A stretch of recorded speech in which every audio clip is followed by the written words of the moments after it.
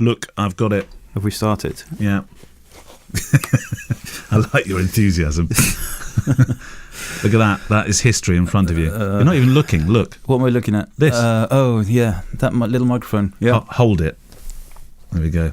You are holding... of course, this is radio podcast, so you can't really see it, but Kevin is holding an RE15, which is an Electro Voice microphone. Actually, I've got a bit of film here. This was held by... Looks like a hand grenade. Don't say that. Hillary Brown. Let me play a bit of video. I can actually play this back through the desk as well.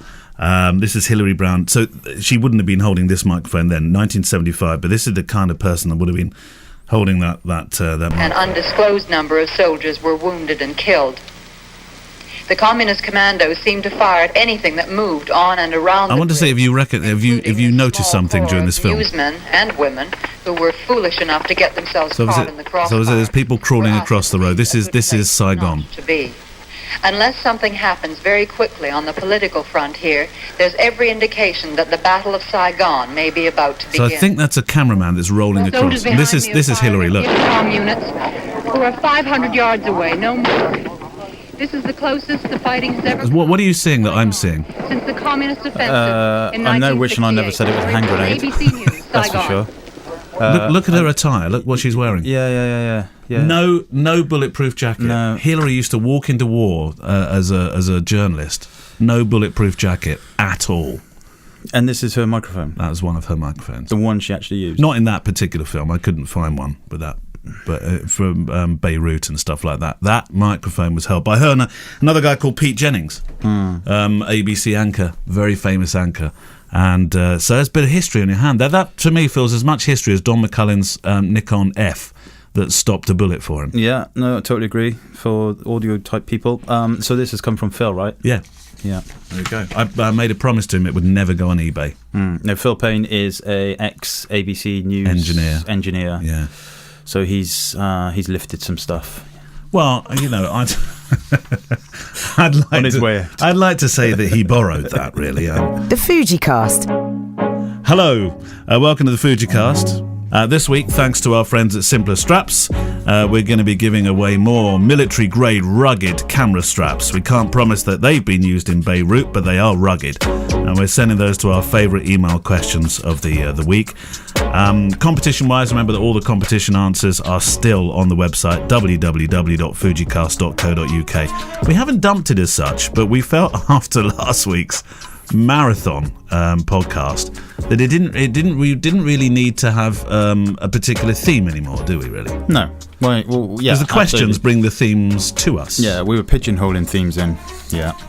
That's the way we talk. So the questions really are the themes, but there will be the self-indulgent minute, of course, as usual.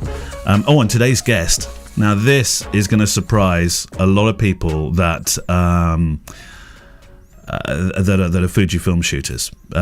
Today's guest is a Canon ambassador and Canon's wedding ambassador, Sanjay Jogia. Yeah.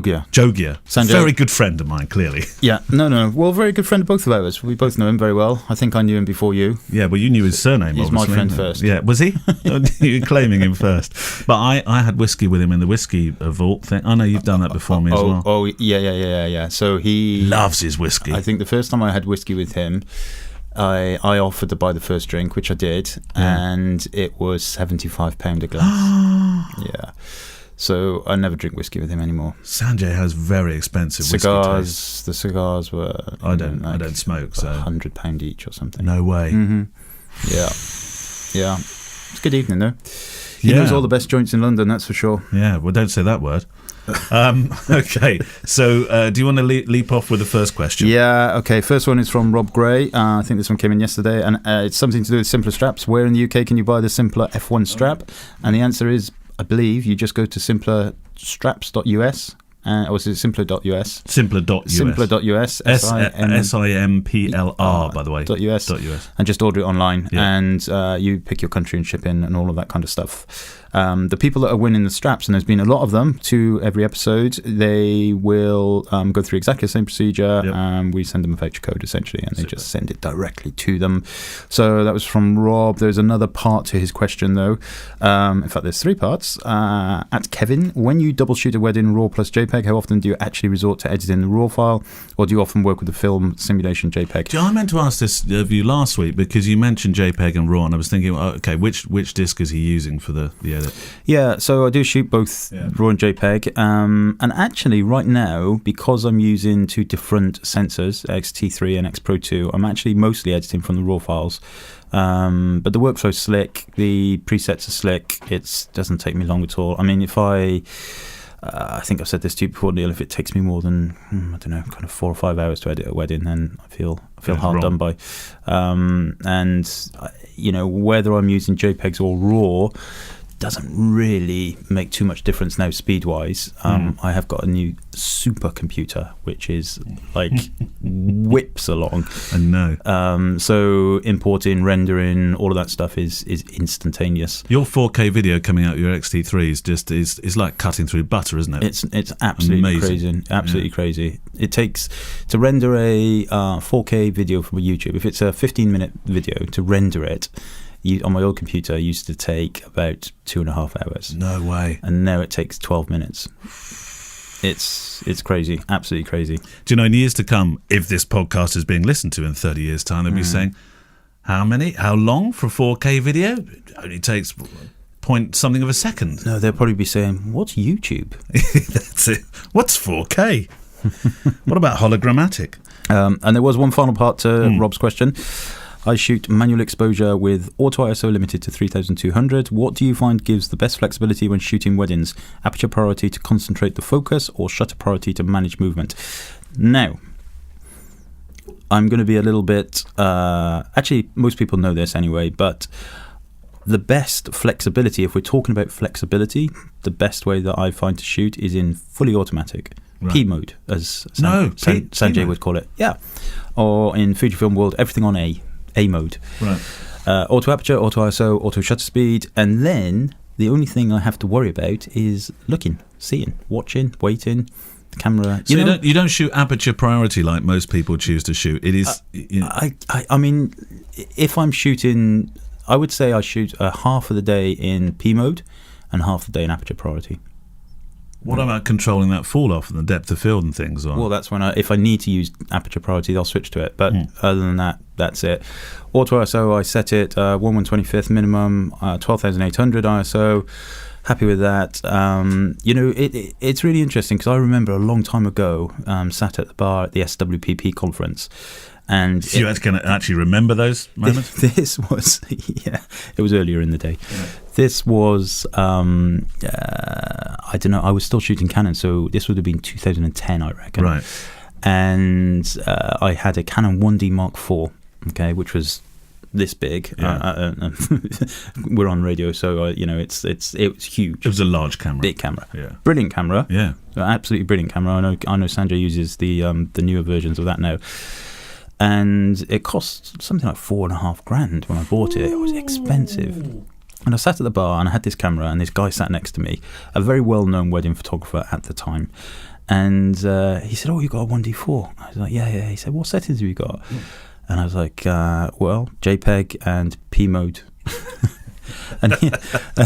And seriously, he was like, I was like, "What's yours?" And he was like, "Oh, fully automatic and RAW and blah blah blah blah," which is fine. And he said, "I can't believe you spent $4,500 on a camera and you just use it in P mode."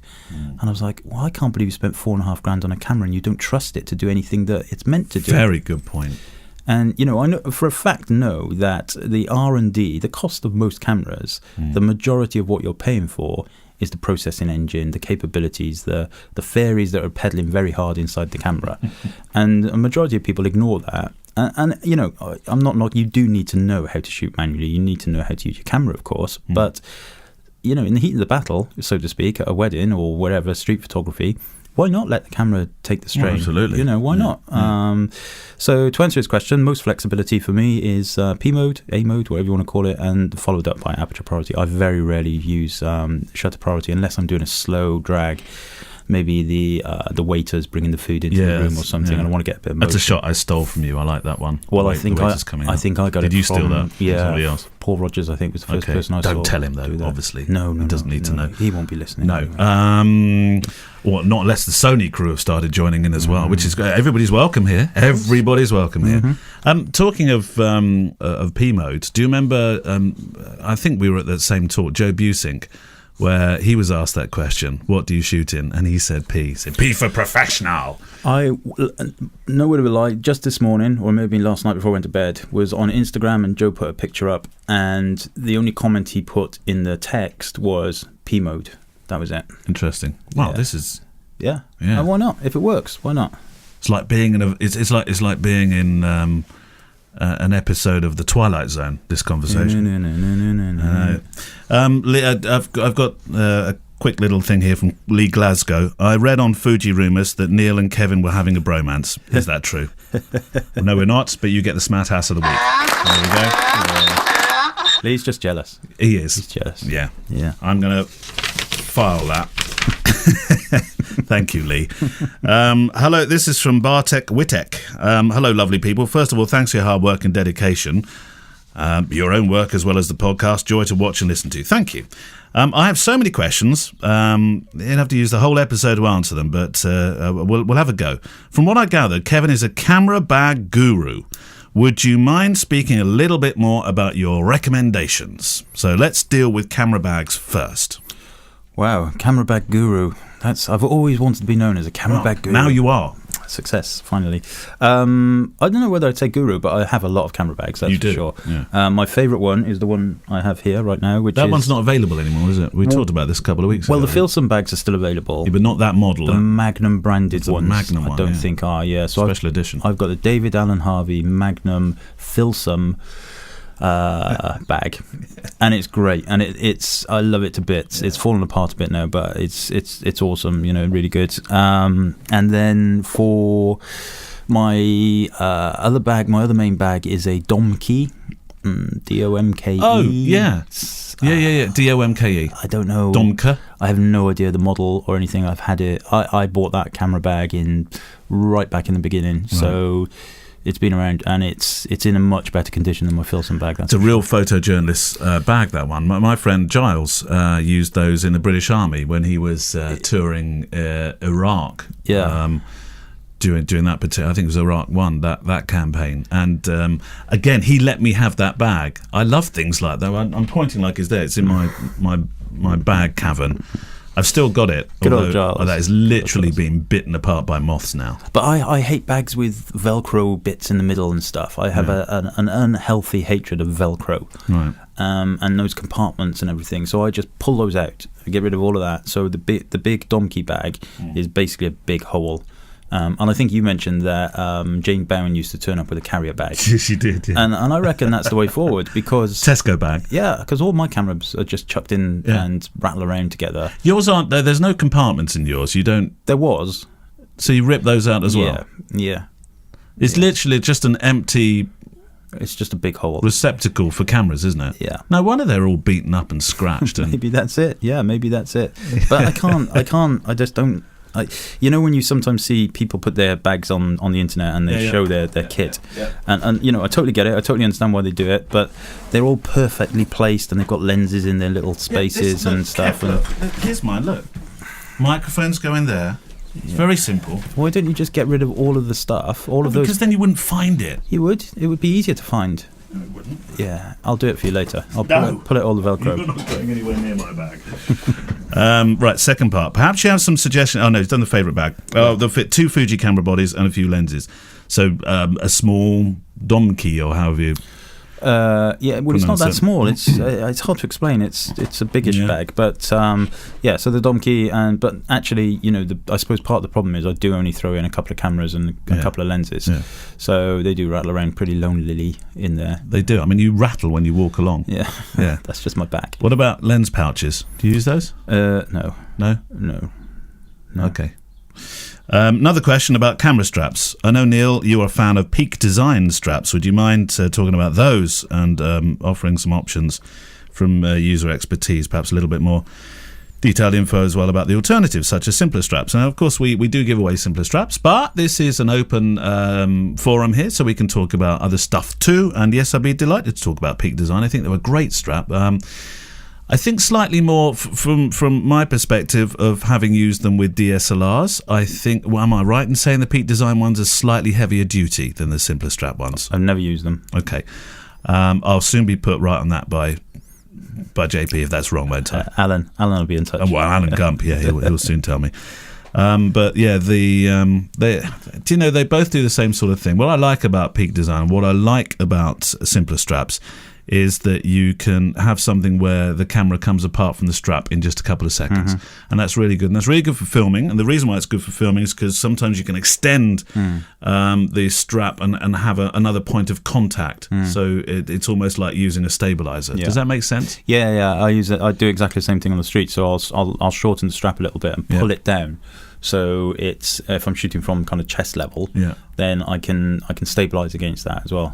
For me, the simpler straps, I think, they're very simple to connect. They look good, but they're not blingy. They're not. No, actually, yeah, that's not hipsters. Yeah, you're right. That's the thing. I mean, there are various colours, of course, but I think that simple, effective. That's all you need. Thank you, Bartek. Right, next one from Kev. Okay, so this is from Chris McSherry. Hi guys, is there a way to sync up Fujifilm cameras time-wise? So when I drop all the files into Lightroom from two cameras, the photos are all in order of time taken. Sorting files as capture time in Lightroom doesn't change anything for me. It is still separating my X-T3 and X-Pro 2 files into separate bundles of images. Okay, so there's a couple of things here. One is that I myself and many people have requested from Fujifilm for many years the ability to sync times between cameras. Yeah. It has to be possible now with Bluetooth and the wireless technology and everything. But you can set the clocks. You can set. You the just clocks. Can't set the seconds. Cannot set in the Fujifilm seconds. cameras. Yeah, and that's actually really important. It's something that I really want them to sort out. So be able to set the seconds in the camera is easy enough because then you just press the menu button at the same time when the seconds are reset. And you're good to go. But I'm assuming if you just say you set up for 11:42 on one camera, 11:42 on the next one, press OK, and they both start from 00 seconds. Surely they do. Yes, they do. But sometimes you want to make sure that it's critical, and sometimes you press that button 1 second after the other, or the other. And so if you could physically see the seconds. And also for filming and stuff like that, sometimes you need time code to be more accurate. Yeah. You can use you can sync it via your phone using Bluetooth these days. So if you have the Fujifilm remote app, you can use that to sync the time to your phone. So if you have two cameras and they both have the Bluetooth enabled, you can sync the phone to both those cameras and it will take the time GPS from your phone. Okay, so you can do it that way. Failing that, if you have got to the point where, I remember when you and I shot that wedding in September, for some reason my camera, mine not yours, was set to 2017. I have no idea why. It's because you throw your cameras in the bag and buttons are pressing all sorts of other things. I subsequently think that all my weddings for the last 10 years have been 1 year out, and it was only when I shot with you that I realised that. So all of your images were like right at the end. Right. But so I use Photo Mechanic. Is that why they were discounted? That's right, deleting them all. No, so Photo Mechanic is great. Like Photo Mechanic is brilliant for culling and sorting out the images really quickly, but also you can sync the times there. It's so simple. You can do it in Lightroom, but it is a bit of a fiddle. Photo Mechanic is the way forward for that. Photo Mechanic is like $100 or something, and it would be the first piece of software I recommend Photo Mechanic as everybody well. gets. Perfect. And that would solve all your problems. Yep. Well. Yeah. Well, not all of them, but most of them. Right, should we do a self-indulgent minute? Then we'll have Sanjay. So you got your file of self-indulgence. I have. I'll grab mine.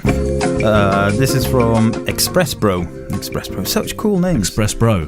Express Bro. Great podcast for anyone interested in photography. Love Neil and Kevin's podcast. I'm a Nikon shooter, Nikon, but I do have FujiFilm X100S. But it doesn't matter what system you shoot with. This podcast both entertains and inspires. Hey, Kevin and Neil from Stuart Chambers, catching up on the podcast. Definitely up for a listener walk in Brighton. Hopefully there will be lots of interest and you can get this going. Thanks for the time you put into the podcast. The Brighton thing is looking more likely now, I think. September, yeah. September. Thank you, Stuart. This one's from Essex Baz. Yeah. I bet his name's Barry. Many thanks to Neil and Kevin for producing a very honest and informative photography podcast. You always have great guests, many of which I have already followed on YouTube, etc. However, it's always good to get introduced to people I have never come across or followed before. Please keep up the good work. This is from, I think we may have had this one before, Modog. Do we have Modog? So many people in the photo education market, professional workshop givers who call themselves photographers or are hawking some kind of product rather than actually making a living doing photography. Neil and Kevin are real life people as well as worth your time to listen to. I trust what people say about gear and business a lot more than somebody who's mainly a reviewer by trade. Yeah, I guess so. I mean, we do actually go out there and make photos. So, right. Lots of them. This week's guest is a Canon Ambassador, and I thought about doing this, and I know we talked about it, and you know we're not entirely brand agnostic on this podcast. I know that, but equally I wanted this really to be a forum, and we both want this to be a forum where people of all flavours, camera flavours, can partake, because there is this thing, or there used to be this thing called a community, didn't there, Kev?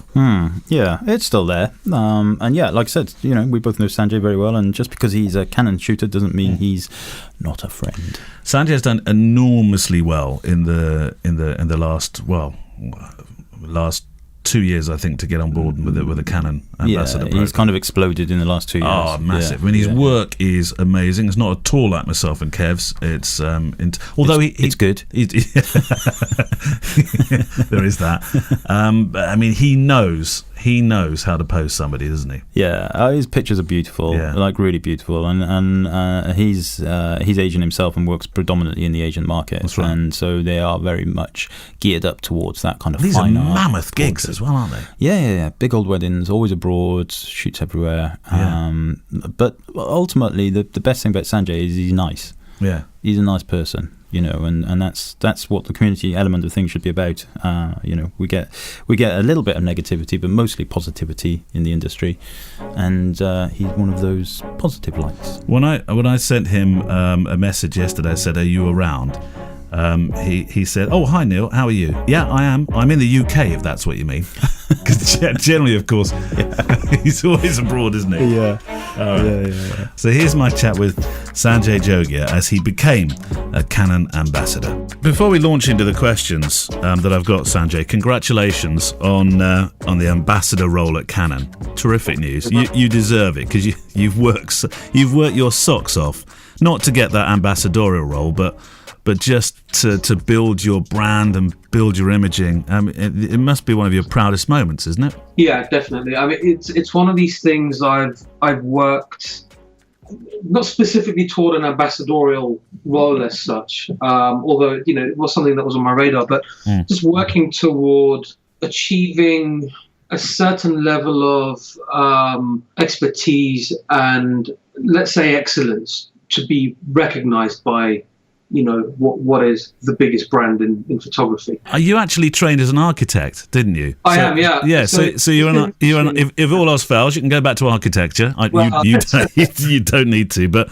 you're very quick to point out that actually that architectural qualification, that knowledge is really important to the way you photograph, isn't it? Well, having three key interests. One has always been photography, and it's just because I grew up with the whole kind of environment of photography, and I've always had a fascination with buildings and architecture, and I've always had a love for cars, and specifically car design as well. So I sort of saw three routes forward as a kid, and photography was just always there. You know, I loved taking pictures, but even through the architectural training, I used photography for my presentation techniques and that sort of thing.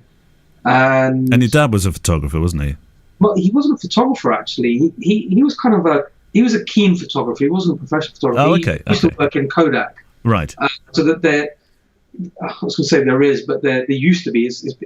As we speak, it's being torn down. This huge factory in Harrow. Yeah, it's a shame. Down to make way for, residential and retail and leisure and all that sort of stuff. I mean, if you just go to Google Maps and you look at the size of the site, it's so big it had internal street names between the buildings. It was absolutely massive. And I worked there as a student when I was at university, but it wasn't until I started photography professionally that I realized that actually my journey, it felt very deliberate, but I just didn't know about it at the time because, as you said, the architecture's had a massive influence on what I do. And I studied architecture at Bath, and it's a very technical university. So, the great thing is it's a real balance of creativity and technicality, which, funnily enough, is what photography is about. Yeah. It's a real balance of the technical side and the creativity. The course at Bath, being so technical, meant that we learned things like acoustic engineering, which kind of goes hand in hand with my love of music and, a bit of an audiophile, as you know. Yeah. And they also taught us lighting engineering. So I learned about the science of lighting for architecture, but before I knew it, it was going to play a massive role in my photography, in my photographic style. It just fit perfectly like Lego. It was amazing. And architecture, I would say, is about light and surface and texture and composition and aesthetics and beauty. And funnily enough, that's what photography is about too. Yeah. So it's been an interesting journey, and I can really draw on those kind of parallels. And again, just going back to the architectural training and the design side of architecture, we were taught to form a concept before we launched into designing a building. And I treat my photography in very much the same way. Even the photojournalistic side of what we do, and most of what people see of my work is the kind of the really stylized posed work, and that's probably because I actually find those the hardest to do, and I think most people do.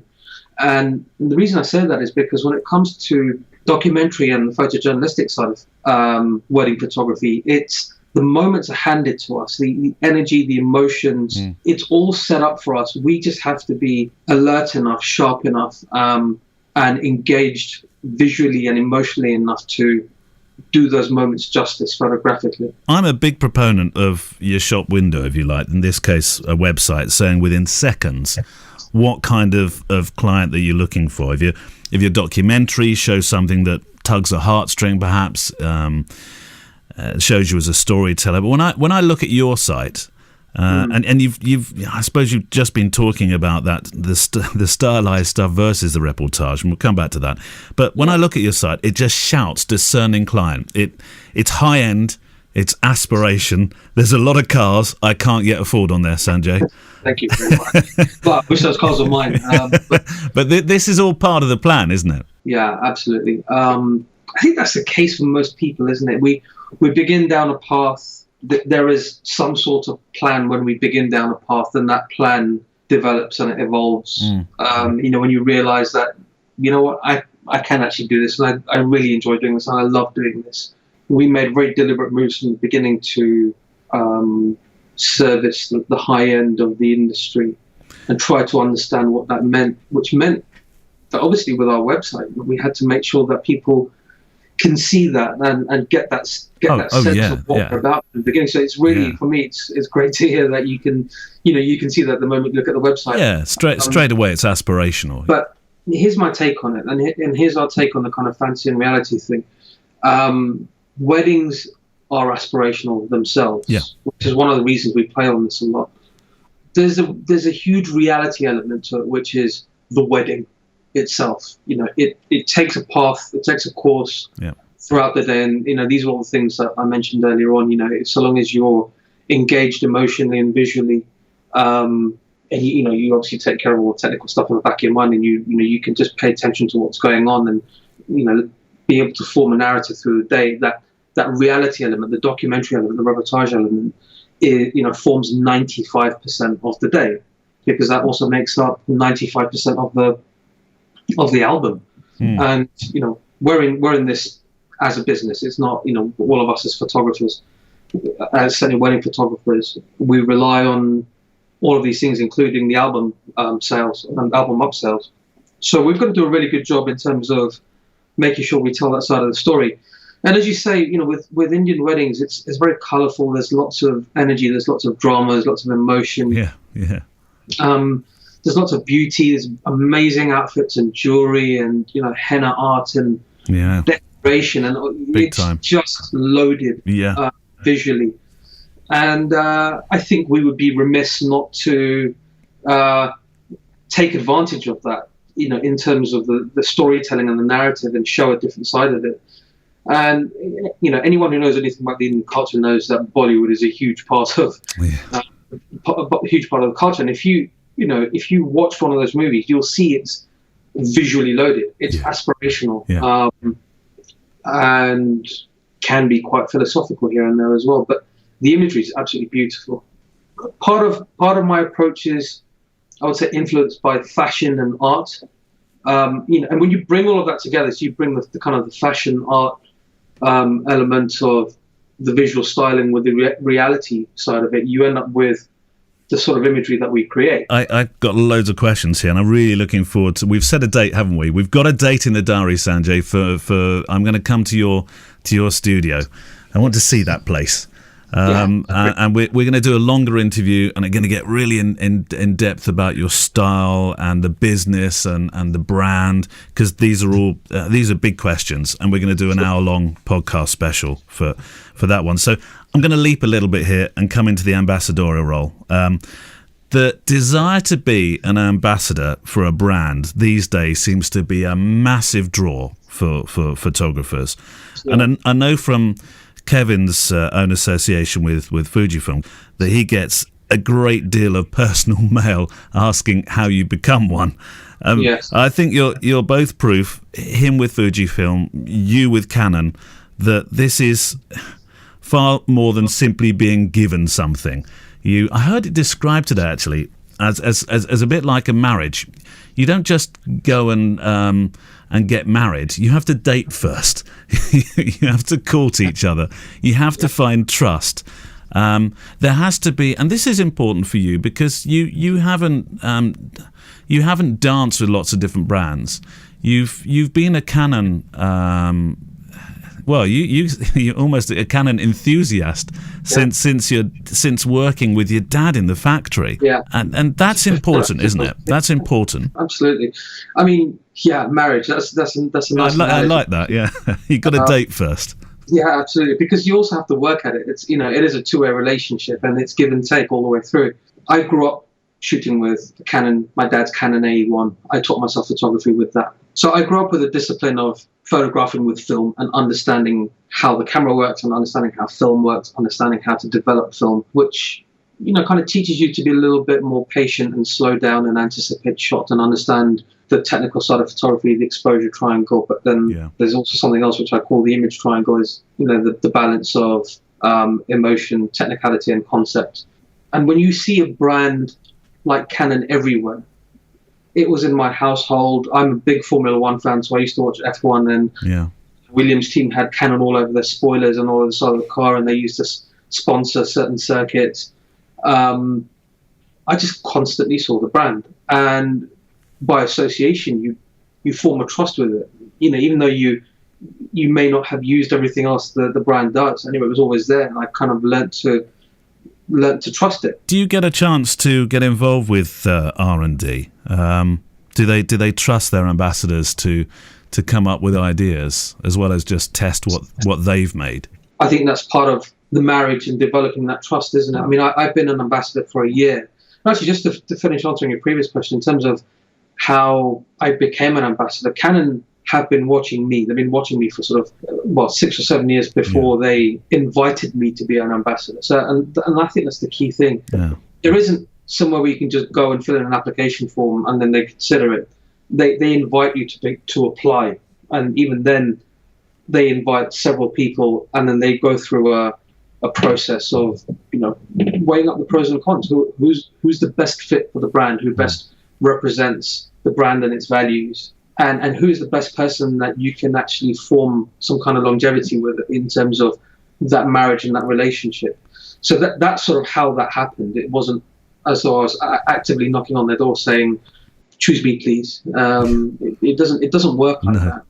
I'm really looking forward to doing the longer interview with you. I'm really looking forward to getting really in depth about the brand and your photography. I'm going to ask you one. It's going to be a geeky question to end with, because I think you should always end with a bit of a geek fest. Yeah, of course. So go on, give me the Canon body that you use in preference over everything else. My kit bags, plural, are filled with 1DX Mark IIs. Yeah. They just do everything. It does what it says on the tin. Yeah. And lens. The lens. Okay, I'm going to cast you the Desert Island Discs thing. I'm going to cast you on a desert island. Yeah. You're there for a year. Yeah. We'll have to give you a lot of batteries, aren't we? Yeah. I'm not sure we can plug in a battery charger into one of the trees, but okay. What? So I know the body you're going to take. What lens are you going to take? That's really tough. So this has got to be a good all-rounder lens. So it's going to come down to the 2470 or 7200. 2470 or 70 to 200. Yeah, it would literally be a coin toss between the two. Go on then, toss a coin. Oh God. Do you know? I know what I know the one I think I would take out of those. Yeah, I know both those lenses. I've used both those lenses. I think I know which. I'm not. I won't say until you said it. But I think I know which one I would take. Okay. So I find myself in this, not the desert island situation, but on holiday. If I'm forced to take a camera with me, and Ross says to me, "Well, take a body and a lens," it'll be a 1DX and a 24-70. Yeah, so, yeah, that's that. I thought you'd say that, and I think that's going to be a better length for storytelling on that island. Yeah, Sanjay, I'm so looking forward to having a longer chat with you. Really, I am, and well done. Congratulations on the ambassador role. I can't believe it's been a year. I can't believe it's been a year. I know. Where did that year go? So much has happened in that year. Where did that go? All those air miles you've done as well. But I mean, sort of literally at the beginning of my journey, I'm involved in the launch of, a completely new, a new system, before, a paradigm shift. Yeah. In what's happening across photography with mirrorless. Canon launching their own mirrorless system is not a minor launch. It's the mark of the future. Sincere thanks to Sanjay Jogia for spending his time with me and recording that interview for the FujiCast. And if you'd like to hear the full edition that we were talking about and referencing within this podcast, then that will be the Breathe Pictures, BREATHE, Breathe Pictures podcast, where he'll be appearing in the next couple of months. Now, next week on the show, Kev, it's Ralu Chase. Now, you might be saying, but who is Ralu Chase? Or you might not be. You might have seen Ralu's website, of course. But Ralu won a competition probably about a month back now, isn't it, to come be on the show, ask a load of her own questions, and also do some mentoring. So looking forward to that. Absolutely, yeah. And I met Ralu, I think, at the TPS, TPS. And very nice work. Good, worthy winner of the prize. So that reminds me, we should probably do another competition soon. We should. We've been giving the simpler straps away like mad, which is fantastic. But we'll do another competition. We still have loads of those to go as well. We've still got like another 30 straps. There's a box of those straps. So if you haven't won one yet, don't worry. There is a chance. On that note, please do be sending in your questions to click@fujicast.co.uk. Click@fujicast.co.uk. Can't tell you how important they are, because they really are. I know I say this every single week, the lifeblood of the show, but they are. There wouldn't be a show without your questions. Well, there'd be two blokes just having a chat, but I think your questions make it much more interesting. Every time you say that, the lifeblood of the show, it reminds me of, do you ever see the show Miranda?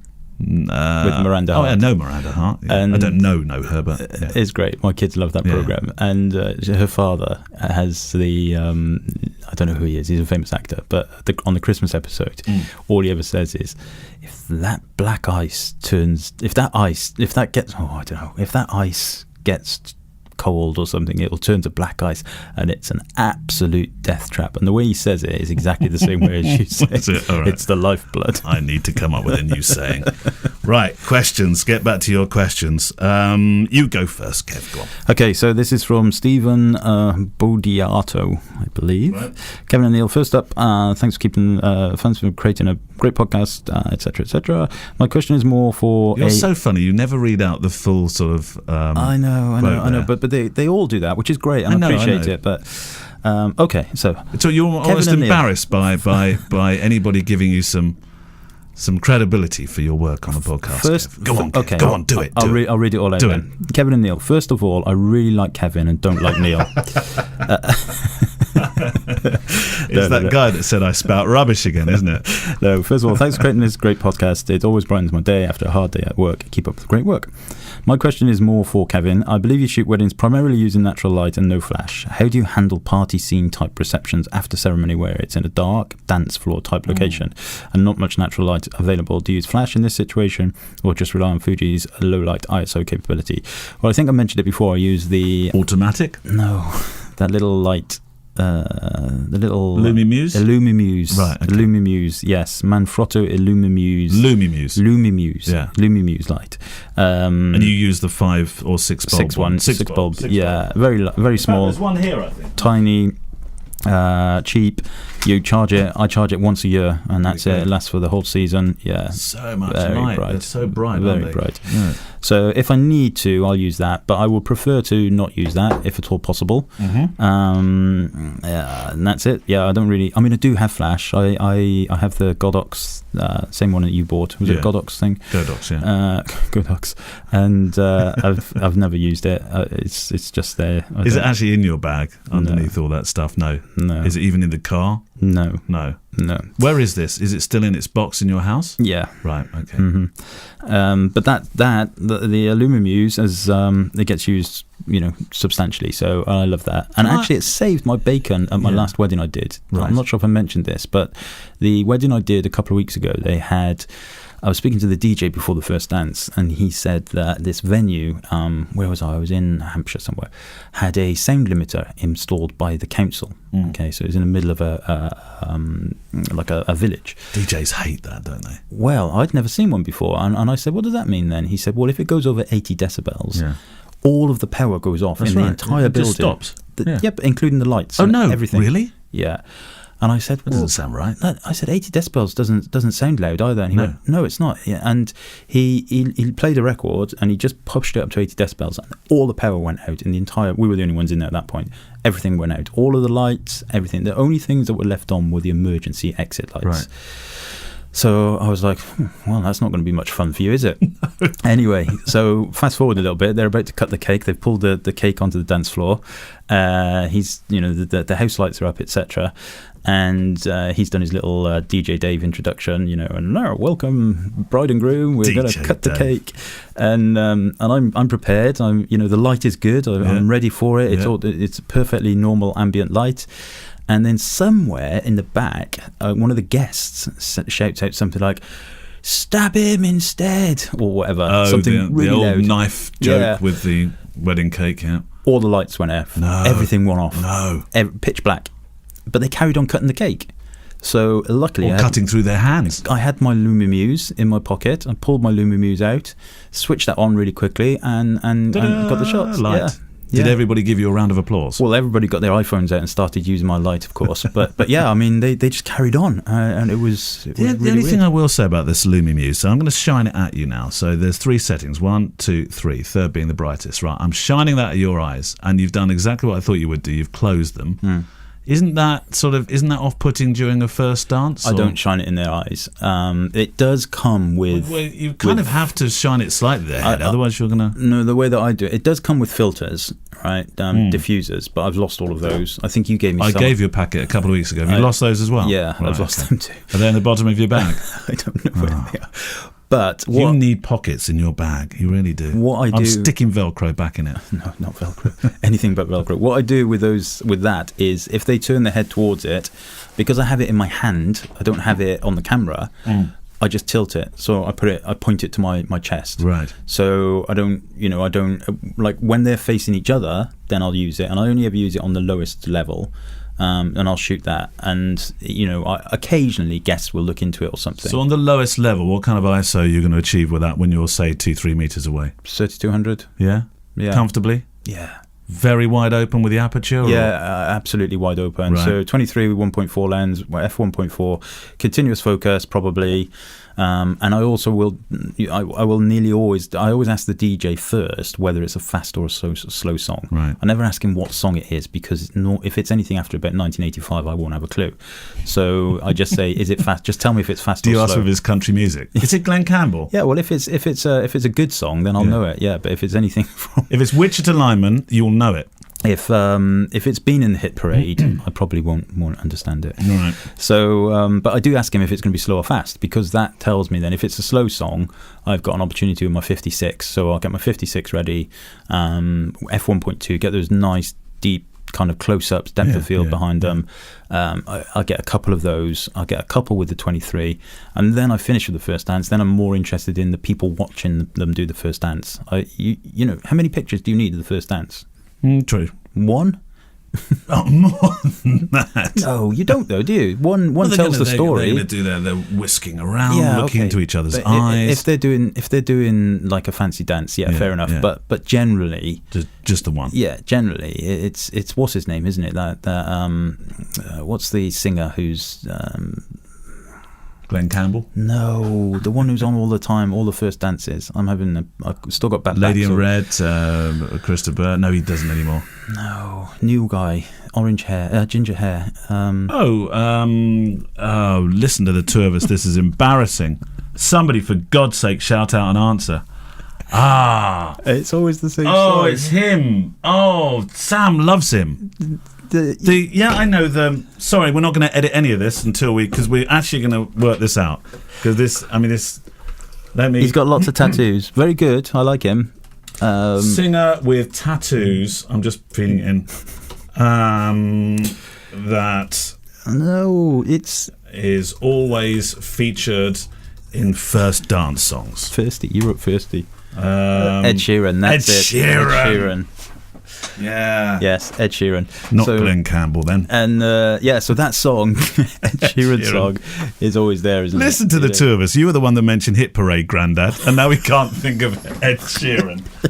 Well, that's what you only hear him every single week. He was probably only born in about, I don't know, 2 weeks ago or something. I'll never have a clue. You could be his dad. But I know that, I could definitely be his dad. I could probably be his granddad.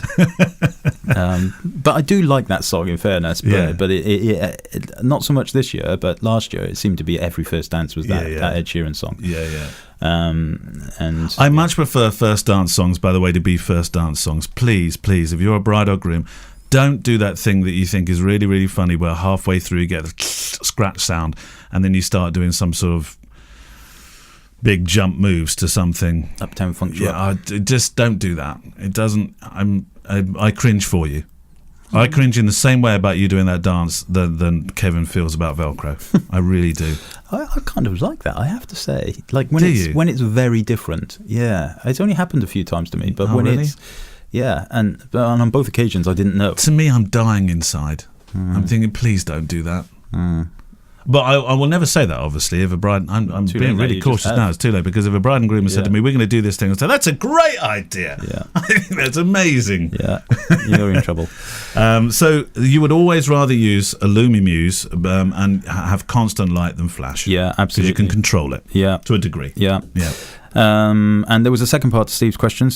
It says, lastly, as a documentary type photographer, you won't have people pose. How do you deal with clients who love this type of photography but also ask you to do posed family portraits for the different groups of family members, blah blah blah, etc.?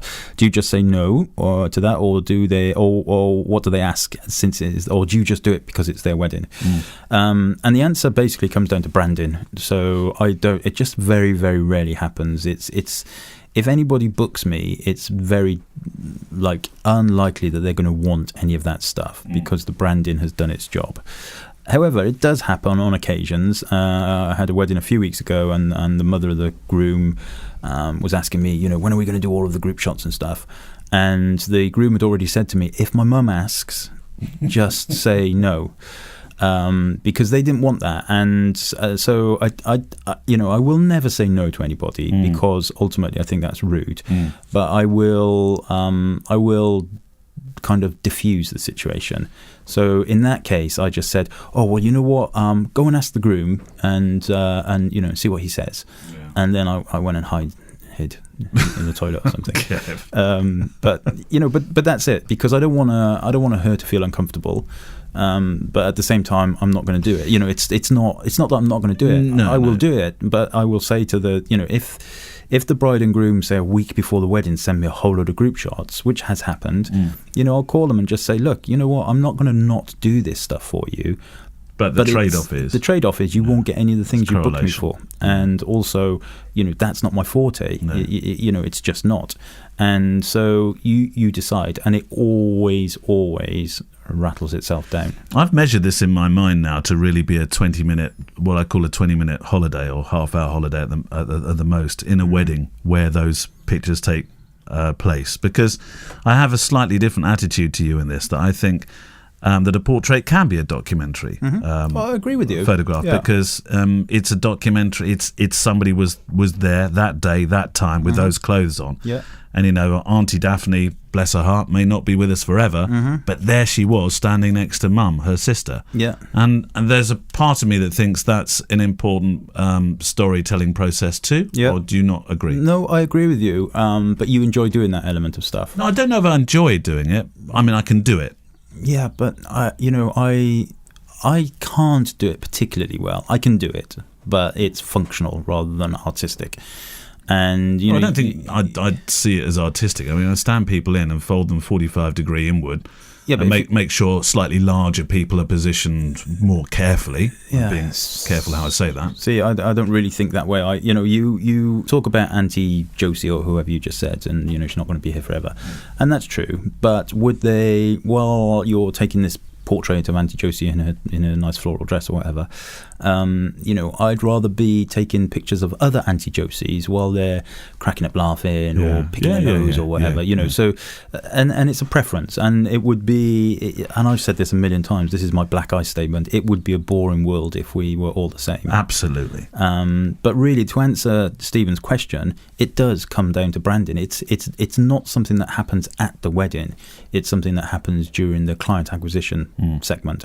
And as much as the website and the branding is there to attract people, it's also there to push people away. So I don't want to waste people's time, and people don't want to waste my time. So it's that, basically. Well, we're talking about branding. I think that's important with websites as well. If you are a jack of all trades website, then you're going to attract a very different kind of client to your website, which is very, very much straight and very honest about what it is, isn't it? Yeah, I think there's no pictures of dresses hanging up. There's no pictures of shoes or rings balanced precariously on cake. No, there isn't. But there would be if those dresses were hung up, or whatever was there as I got to the room. I would take that picture. Of course, I would. But I'm not going to be moving those things and setting them up and hanging up. God blimey, I would never touch a wedding dress. I would break it. It would just crumble in my hands. I know it would. You'd throw it in your dodgy old bag. It would just turn black instantly. I've done exactly that. Somebody asked me to take a wedding dress this is years and years ago, to do a picture with it, and I dropped it. I dropped it not just on nice polished wooden floor. I dropped it outside in the dirt. No, that's it. I brushed it off and then pretended I'd been nowhere near it. No. I'll never do that again. Yeah, and I'm going to give Stephen my strap actually today. Camera strap to you, sir, from Simpler Straps. Yes, Stephen Bodeato. Well done. Well done. This next one's from Ed Sheeran. It's from Carlis, I think. Question of the week for me as well. I'm going straight for the Simpler Strap with this one as well. Longer podcast, please, chaps, if you dare. Really love the podcast. Well, maybe not love, but thoroughly enjoy. Thanks for underlining that. When you announced it, I was sceptical. I couldn't imagine you'd have content for more than 3 or 4 episodes, but it turns out you guys have. Anyway, I have a question, a topic idea actually, and this is why we're not so much doing topics anymore, but I'm still giving you the strap for this question. because really the questions, as has just been proved, often turn into their own mini topics. Could you guys please explain why photography books? I know this might sound weird, but what is their magic? What's the extra value you get from books, guys? In an era when almost everything is available online, including deep analysis of all the big name photographers, you're right, yes, that's true, and their work. What actually is the appeal of a photo book? Now, I'm going to defer this. Boosh, I'm batting this back, Wimbledon style, straight towards Kevin, because you've started a really nice collection of books. I have. I love them. I adore them. And it's interesting. I was in Dubai a few years ago, and I was speaking to the lady. I forget her name now, but she is the woman who Mrs. Sheeran curates. She's the Edna Sheeran. She's the curator for Magnum. Right, no, she's not Sheeran. No, French lady, I think she was. Right. And I actually we were on a forum together, and one of the questions from the audience was, do you think that by digitizing everything and the Magnum Instagram and Magnum online and all of that kind of stuff, is that going to stop people going to see exhibitions and buy books and everything like that? Yeah. And I had a conversation with her afterwards about that question, and she was saying that no, because you it's very true that there's this tactile ability. You love the smell of a book, you love the feel of the pages. I like reading the words. You're right about the smell. I smell books. Yeah, that's weird. Yeah, I thought I was the only one that did that. Very weird. Right. No, you're not weird. I mean, they do smell. They do have a nice smell, print smell and stuff. And but just being able to sit down, leave the phone in the kitchen, pull a book off the shelf, and sit down and flick through the pages. It's so cathartic. It's just a beautiful thing to do. And also they're an investment because they do go up in value. I specifically look for first editions, and you can get them if you buy them new. They're retail price, but you can get them later on. And some of the first editions, that I have are worth a lot more than I purchased from them. Yeah. Not that they're necessarily there for me to collect and then sell on later on, but it's it's like buying a record, isn't it? You can listen to everything on Spotify now, but people are buying records all the time. I have my favourite records just down there. I've only got a small collection of them, but they are my absolute favourites. Ed Sheeran. He's in there, obviously. Mm-hmm. Got his whole collection. Well, he's only got one song, hasn't he? All right, is it? No, that's bad because I do actually like Ed Sheeran and I like his live stuff. It's become the Ed Sheeran conversation. This one, isn't it? Yeah. But no, so the books thing is, it's really important. It's and I like actually sitting down with Al. Rosa doesn't seem to be that interested so much, but Albie likes to flick through some of the pictures. Yeah, our kids love their yearbooks. Yeah. Yeah, I've got, talking of yearbooks, Rosa's leaving school this year, and they've asked me to go in and take some candid stuff of their last day in school, right, or one of the last days in school. So I'm looking forward to doing that. So I can put on my website, yearbook photographer. That could be a whole new day in the life thing coming up. It was an interesting conversation I had about books with the rep from GF Smith a couple of weeks ago. Mm-hmm. Neil Hodder, who came in, and we were having a dialogue really about the idea of photographers actually not engaging themselves in as much in books as they used to. I think that's a thing across the industry. Yeah. But the interesting thing was that the photographers will sit a client down, show them a wedding book, but then not actually sell them one, and that to me seems odd. Yeah, at odds with itself. But you know what the problem here is? The problem is one of economics, not one of acceptance of books. People love books. Photographers love books, like wedding albums. But I feel that a lot of them are conscious of the fact that, if you go to the true rules of economics, that you charge 3 times the amount of a product, a third for profit, a third for the product itself, and a third for tax. Yep.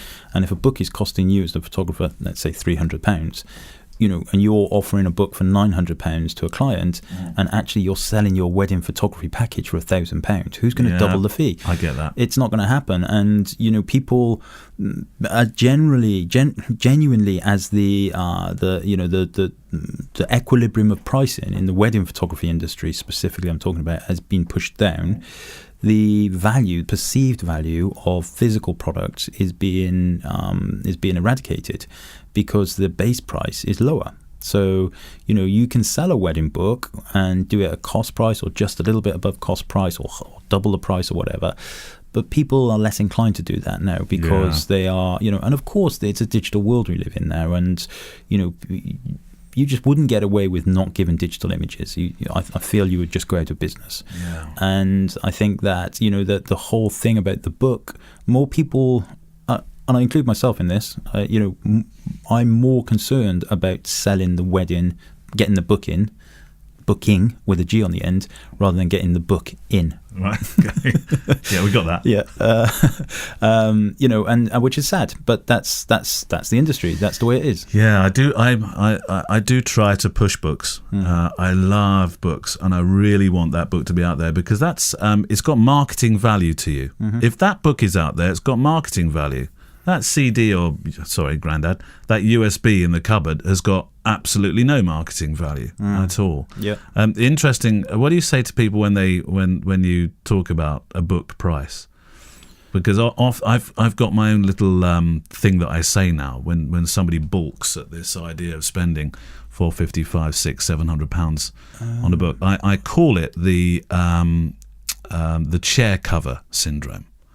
I always say, at your wedding, have you got chair covers? Invariably, the answer will always be yes. And I know that they're spending £450, £500, maybe more, depending upon the amount of chairs at a wedding. Yeah. They've got chair covers. I'm saying, well, there we go. The book's a little bit more expensive, but there's a book that's going to last 25, 30, 40, 50 years, maybe longer. Yeah. Okay. Or you can sit everybody's backsides on something that they're not going to see for the whole day. Yeah. Their bottoms will see it, they won't see it. Yeah. There's your choice. It's a really good point. I'm going to try it. I'm fast forward. I'm visioning my next wedding meeting now. I'm going to sit there with my nice, £2,000 book, and I'm going to say to them, "Now, have you got chair covers?" And they're probably just going to say no. Okay. And then I'll be stuck. Yeah, then that falls apart. What do you say then? Yeah, no, you're a bit scuppered at that point. But no, that it's a really good point. A really good point. I mean, let's face it. People spend more on flowers. It's not, by the way, just some sort of point I'm making because I'm trying to hawk books. No, I'm trying to sell a book. I'm a businessman, but I genuinely believe I want to get them out there. Yeah. No, that's psychological. Not just for marketing either. Yeah. No, I agree totally. I mean, I never brand my albums. No, there's no name. My name is not on any of them. That's your legacy.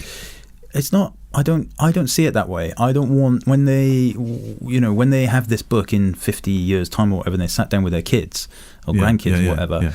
I don't want them even necessarily to be reminded of me. I just want them to go straight into the pictures. Yeah. That's it. And I totally appreciate what you're saying and agree with you. But I just and plus it costs £12.50 to have your name put on an album. But a sticker inside. Have you ever heard of the photographer called Albert Smythe? I don't think so. Albert Smythe. I don't think so, no. Should I tell you why I know his name? Yeah? No, go ahead. Because he photographed my mother and father's wedding in 1962. You showed me this picture, though. And his name is in the back of the book. Yeah. And my mother and father are both dead now. Yeah. But I remember Albert Smythe. Yeah, but that's fair enough. That's his gift to my family. Yeah, okay, that's fair enough. Yeah, no, I totally appreciate that. I get that. But, if you didn't have that name, would your life be any different? No, it wouldn't. Would you? But then there's so many other things that wouldn't be affected by not knowing mind, things. Yeah, but I know how your mind works, you see, and you're very an emotional person. Yeah, so you're making that connection and stuff. And so have you, I'll be a bit brutal here, have you wasted thought time thinking about this man? Albert, please don't listen to him. 50 years ago. Up there in the sky. He doesn't mean this. He's probably up there going, it's Smith. It's Smith. No, it's got a Y in it. It's a silent Y. Yeah. No, good point. I get what you're saying. No, I know. But I also appreciate what you're saying. Yeah. And let's agree to disagree. Ultimately, we should, the whole industry should sell more wedding books, and we should all sniff more photo books. That sounded weird. Right, well, blimey, we've really gone for it in the second part. Do you want to squeeze one more short question in there, and then that's it for the week? And yeah. And then next week, Ralu's asking the questions. Yeah, okay. I will do very quickly then. You put me on the hook here. My question, this is from Peter van Steenwinkel from Antwerp in Belgium. You made that name up. No, everybody has such cool names. I know. I'm disappointed. That's a musician's name. I reckon when I was born, my mum went, let's make it the worst boring possible name. But at least you didn't get trouble in the playground. A name like Mullins is never going to land you in trouble. No, but there was Kevin the Gerbil when I was a kid. Oh, remember him? Yeah. I believe and know from experience that a great way to develop one's photography is to participate in workshops. Right. Following a workshop with a photographer that has a style that matches your own or is the direction in which you wish to evolve seems to be the obvious choice. But how about doing a workshop with a photographer with a totally different style, maybe even one that doesn't appeal to you? So not talking about landscapes versus portrait, but really style. Would like to hear your thoughts on that. Own experiences maybe. Really, really interesting, and I totally agree with him. Workshops, definitely. I mean, obviously, you and I both have a business running workshops. I attend workshops. I know Neil attends workshops also. But there's a really, really wonderful photographer in Italy called Sara Lando, and she's actually a FujiFilm ex-photographer, but that's irrelevant. And she does this, I don't know how she calls it, what she describes it as. Can you bring up her Instagram on here? Sara Lando, Lando. D-O, yeah. Yeah. Okay. There we go. So photography and pretty things. Yeah. Okay. Now, I love that artistic front page straight away. That's me. That really is. It's photography and collages and bit odd though. art. There's a dead moth on the front page. Yeah, but look, burnt paper. Yeah. And wow, look at this. She does have a catchphrase. Go. Oh, if you go and do anything today, Sara Lando, SaraLando.com. Definitely go visit this site. Wow, look at this stuff. It's incredible. Whoa. And if you pop to her Instagram page. All right, okay. Sara Lando. It's at the bottom. You can just link there. There we go. Yep. And Hole in the Fabric. That's her Instagram. Yeah, there we go. Hole in the Fabric. Look at this stuff. And it's amazing. It's pure art, and I absolutely adore it. And I adore her. She's a wonderful person, wonderful photographer, and a wonderful educator. Yeah. And she is on my list. This is the workshop I want to go to one day. Oh wow! She really has a good. Her message when I've seen her speak at conferences and events is not about photography and the technique and everything. She's got some films on here as well, hasn't she? It's about vision. It's just vision. Okay, let me press this film thing then. Bye. Oh, sorry, that doesn't do much. You had to see the pictures to understand that bit. It didn't really make any difference. No. But it is wonderful. So Sara Lando, Saralando, Italian photographer, and her husband, I met her husband a couple of times as well. He's a really nice guy, Alessandro. And cool name. Yeah, of course. Yeah. Sara and Alessandro. So that's what I want to do. And so I totally agree with you, Peter, that workshops and not necessarily in the style I think that's important too, of course, but not necessarily in the style you want to do. And you sometimes go just to get a vision of other people's vision, if you like. Yeah. Thank you very much for all your questions. I found Kevin the Gerbil. Do you remember? Well, of course you remember. I remember. Yeah. Rep fans, do you remember? Oh, that's just. He actually had a single. This was his single. Summer Holiday. Did they used to sing this to you in the playground? Yeah. Oh, sorry. That is it for another week. Thank you very much for joining us on the FujiCast. We'll do payoffs first, then we'll do all our thank yous. This week's payoff for Kevin is going to have to be Rosa, because you still don't have Gemma's version, do you? My dad's Instagram is Kevin Mullins Photography. See his films on YouTube at Documentary Eye. His website is kevinmullinsphotography.co.uk. Or for street workshops, training and everything Fujifilm, go to f16.click. I'm going to embarrass my younger son now, because see that room behind you over there? That's the loo, isn't it? Okay, that's the studio loo. I know that sounds disgusting, it's that close to the microphone, but young Thomas was in there the other day, and he was listening to me editing last week's podcast, and he heard Jack, his brother. He said, "Why aren't you featuring my one?" I said, "Well." So there we go. Here we go. This is your one. My dad's Instagram is Neil James. See his films on YouTube at Neil James Photo. His website is neiljames.com for pictures and one-to-one mentoring. And you can hear his other photography podcast, which is called Breathe Pictures, wherever you get your podcasts. Oh, and don't forget his name is spelled Neale. Thank you to our friends at Simpler Straps, simplr.us, for the straps that we've given away this week. Next week, very special, Ralu Chase is going to be here. She is a phenomenally good photographer, love her work, and she won a competition to come and be a co-presenter on the show, ask as many questions as she wants. Plus, I think if we've got any of yours as well. So I'm really looking forward to that. And we should do another one of those, shouldn't we? Yeah, absolutely. Yeah. They're the lifeblood of the show, you know. Lifeblood of the show. Ed Sheeran. Camera bag, ruiner. Velcro. Kevin the Gerbil. Right, fans? I'm not coming next week.